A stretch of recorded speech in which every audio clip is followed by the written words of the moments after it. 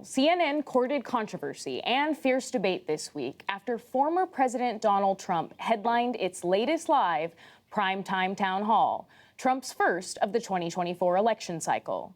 Despite moderator Kaitlan Collins' best efforts to fact-check Mr. Trump in real time, he used questions from her and an audience of Republican New Hampshire voters to repeat many of his familiar false claims.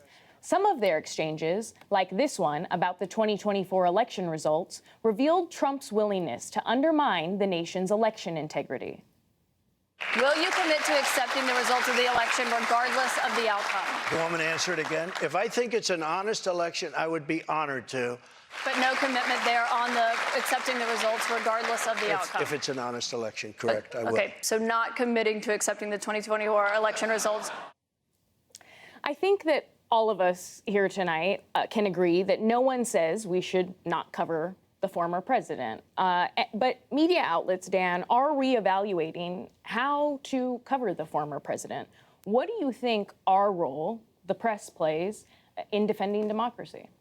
Well, we play an important role. I mean, we are protected by the First Amendment to hold government to account and to hold government officials to account, and part of that is protecting democratic institutions. I think the challenge with President Trump, and I think that what happened on Wednesday night was unfortunate, was that it was as though we unlearned the lessons that we thought we had learned from 2016 and 2020 and his time in the White House. Yes, he's the leading candidate for the Republican nomination. That means we have to cover him in some way or another. But I thought that this event elevated him in ways that was unnecessary, particularly at this point in the cycle. I mean, we're in May 2023, and I thought that CNN gave him more of a platform than they needed to do, and with a format that, in essence, favors the candidate rather than, Kaitlan Collins, who had a very tough job and worked at it throughout the 70 minutes of it. My own view is on this that we need to be quite restrained in the way we approach Trump's candidacy, that we do not treat any event like a big event. We've been successful on that for many of his rallies. We don't cover the rallies in the way we did before. But I think, again, what happened on Wednesday night was a reminder that he is a different kind of candidate than we've ever dealt with before, and that his anti-democratic views are ones that we have to, A, be aware of, continue to bring to the forefront of people, and also not give him undue attention to talk about that. Mm-hmm. The debate right now among some of our colleagues is, they're saying we cover Trump, but maybe we don't give him a live platform or carry his rallies live, as you just said, Dan. Allie, what do you think of that? The live piece of it, I think, is the part of the format that we're seeing the most criticism for, because you're right. All of us have been to Trump rallies. I've been going to them since 2015. We all know what they are. This was a Trump rally in a different format with someone prompting him along as topics changed. I think also the fact that you had a crowd cheering and laughing along with him made it feel more like a rally format.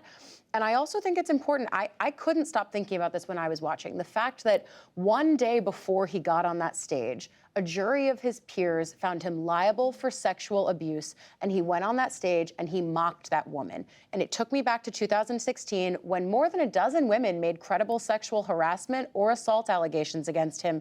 And he went on stage and said everything from, "They're not my type, why I wouldn't do that," and made fun of them and mocked them. And it really felt like time was a little bit of a flat circle in that moment.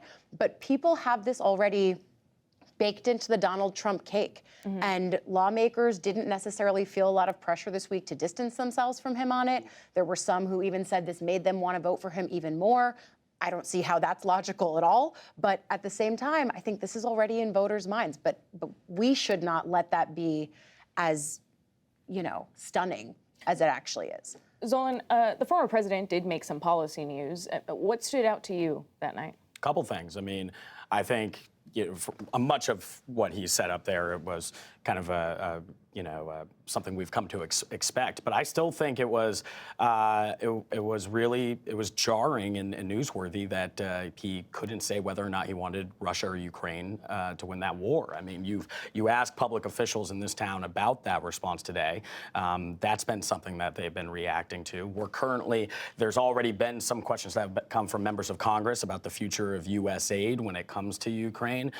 We know that President Biden thus far has done a job of uniting the West in terms of against Russia, as well as maintaining some support for that aid. But that was something that definitely stood out, as well as him dodging questions on abortion as well. Well, you just made my transition for me, Zolan, because Ron, you've said that the former president's abortion comments were the most significant that night. Yeah. Why?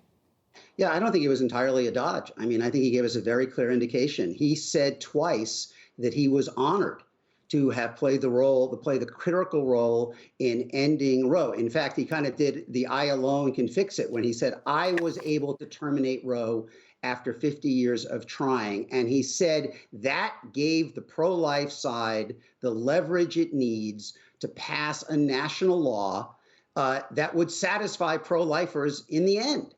And I think that was about as clear an indication. All that he didn't do was dot the I or cross the T and say how many weeks of a national abortion ban that he would sign. But I think he left no question that he would sign a national abortion ban. And even beyond that, that soundbite of saying, "I was able to terminate Roe," he took credit for ending a constitutional right that 60% of Americans wanted to keep in place. And if you are in the suburbs of Milwaukee or Madison or Detroit or Las Vegas or Phoenix or Atlanta, and he's the Republican nominee, you are going to see that soundbite, I think, endlessly in 2024. And that wasn't the only. I mean, he said he would pardon most of the January 6th rioters. Yeah. He said he would restore the policy of separating kids from their parents at the border. The justification quickly of the Trump team was that this was his attempt to reach out to the middle, to go beyond the kind of the conservative news bubble. He said a lot of things that would be challenging in the suburbs they have to win back if he is the nominee. Dan, final thought on Trump. I mean, do you think that Democrats are making a mistake because they think that he can be the most beatable candidate? Well, I think that there's a certain logic behind the idea that he's the likeliest of the Republicans to be the nominee, but I also do think that they believe that he is more beatable, perhaps, than somebody else, although the others have got to prove their worth. But I thought that coming out of that event, the most important thing was to remember that he is a different kind of person, a different kind of politician. I agree with Ron that he made some statements that could be costly with different kinds of voters. But the big question is, what is his fitness for office a second time? Certainly an abnormal candidate that we are all still learning how to cover, but we have to leave it there for now. So thank you to my panel for joining us and for sharing your reporting.